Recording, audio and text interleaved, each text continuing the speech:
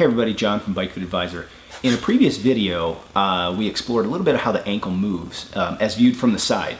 And today we're going to take a look at how the knee is kind of moving from the front and what this means. Many of us have seen someone, or maybe we do it ourselves, where we have a knee that drifts in or out through the pedal stroke. And some people get really concerned about this, sometimes for good reason. You know, there are some good reasons to address this. But we definitely, I think most riders have an idealized picture in their mind of what their knee motion should look like moving vertically like two perfect pistons. And you can definitely make a case that a vertical knee motion might improve efficiency or power in some way. But I'd like you to ask yourself the question, is a vertical knee path common? Is it desired? Is it right for you?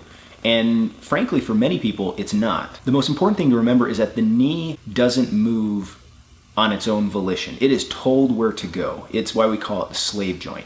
Mostly the hip and then the foot determine which position or what direction the knee is moving in. And since the cause of the knee motion is usually not the knee itself, it's some other joint, it's away from the knee, we need to determine whether this cause is something that we can fix or not. Some of the more common causes for knee movement are things like forefoot position, where sometimes people have a certain posture to their foot, maybe that's inverted a little bit too, and as the foot moves inside the shoe, it might drive the knee in or out in one direction or the other. Sometimes riders have the wrong stance or what we call Q factor, where we need a certain width that our feet are apart. Some people need them closer, some further apart, and this can drive the knee motion as well. And then finally, there's things like weak hip muscles. A weak hip muscle isn't stabilizing things, and this can allow the knee to drift.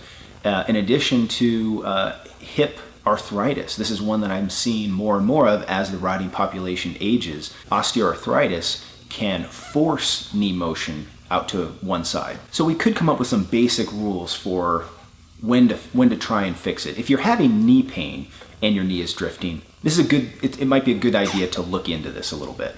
Because it might be part of the cause of that knee pain. Just makes sense. But many people will actually be best served by not trying to go through to great lengths to correct it.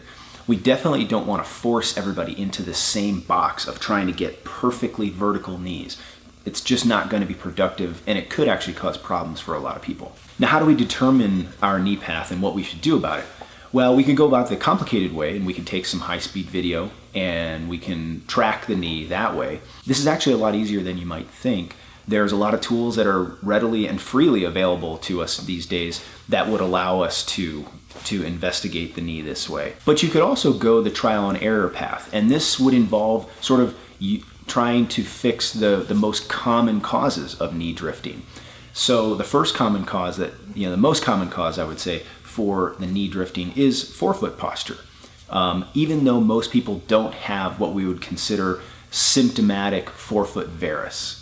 That's a separate diagnosis that has to do with weight bearing. Cycling is a lower weight bearing activity, however, and so it tends to be more susceptible to forefoot posture. So many times a simple test with some cleat wedges goes a long way. It just takes a couple of bucks. They are not very expensive, and most people tolerate a couple of wedges in there. Even if the wedges are not going to necessarily help, they're probably also not going to hurt terribly, especially in the short term. The second most common cause that you could sort of trial and error your way through is just what we just mentioned as far as Q factor, having the feet either too wide or too narrow. You can actually just move this through most cleats by adjusting the cleat underneath the shoe. If you want to increase your Q factor and put your feet further out, you need to move the cleat further in on the shoe.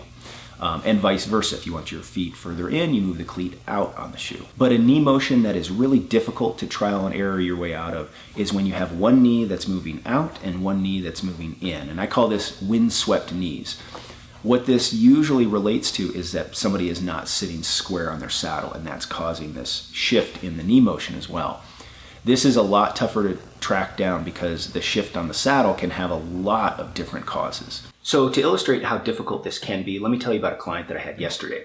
She had one knee that was drifting out a pretty healthy amount, and it was difficult to see, but when you have some of the tools that I get to work with, we're able to pin it down. The other knee was actually drifting in a little bit. From a visual, just strictly visual standpoint, without any technology to measure it, the knee drifting out was more apparent visually. What was going on with her was the reach to her handlebars, to her hand position, was barely too long, and it was really causing sort of a little bit of misplacement of her scapula. She was rounded through her upper back just a little bit. Not drastically, but it was enough that her pelvis was being kind of tipped forward on the saddle a little bit. She was in more anterior pelvic tilt than she really could tolerate. And what this did is that drew one side of the hip forward and then the other side stayed back. And this twist is what was causing the knees to drift in and out like that. And so once we made a small correction with her hand position, that shoulder position resolved, and then she was able to tip her pelvis back slightly and things evened out. Now she had even saddle pressure, and her actually knee motion cleaned up almost immediately. So the big take home here should be that there are some simple ways that you can address this. You can investigate it further and really track down through some, using some video to figure out your knee path.